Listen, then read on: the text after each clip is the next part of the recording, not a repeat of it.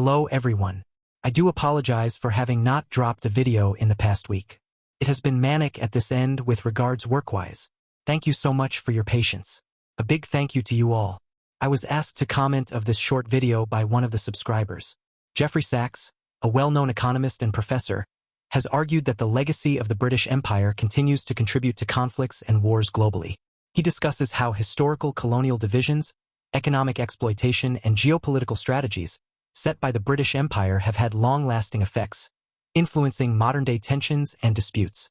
Professor Sachs argues that the legacy of the British Empire continues to shape modern conflicts in several ways. For example, he points to the Israel-Palestine conflict, where British colonial policies, such as the Balfour Declaration of 1917, created territorial disputes that persist today. He also discusses how the partition of India in 1947 led to ongoing tensions between India and Pakistan, including border disputes and military confrontations. Sachs further suggests that British imperial strategies influence conflicts in China, Cyprus, and the Middle East, where colonial-era decisions left behind unresolved geopolitical tensions. He argues that even today, Western leaders continue policies rooted in imperialist thinking, contributing to ongoing wars.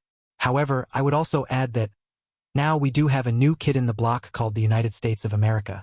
The United States has gradually replaced the British. Look at what is happening in Africa. The USA has been involved in many other military conflicts, including those authorized by Congress without a formal declaration of war, such as war in Afghanistan, Iraq, and Libya. At times, the US pushes the kind of leadership that they require in some African countries, indirectly instigating governments' leadership changeovers, almost at will.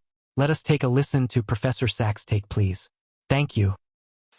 All problems in the world go back to the British. That's true in Pakistan, India, that's true in China, that's true throughout the Middle East, that's true here in Cyprus, because they were the most powerful empire for 200 years, and they left behind conflicts everywhere. You know, the disaster taking place in Palestine right now. One of the reasons is that between 1915 and 1917, the British promised the same territory to 3 different groups. So first, in the McMahon communications, the British promised it to the Arabs. You fight with us against the Turks, it's yours. Then they negotiated the Sykes-Picot Treaty to say to the French, it's yours. Then in the Balfour Declaration in 1917, they said it's a Jewish homeland. So the British promised 3 times land that wasn't even theirs. And they got a lot of nerve as far as I'm concerned. And now you need to disentangle all of this. But this is where the problems originate. What do you think about Professor Sachs' historical point of view? Please feel free to comment. I wish you a great week ahead.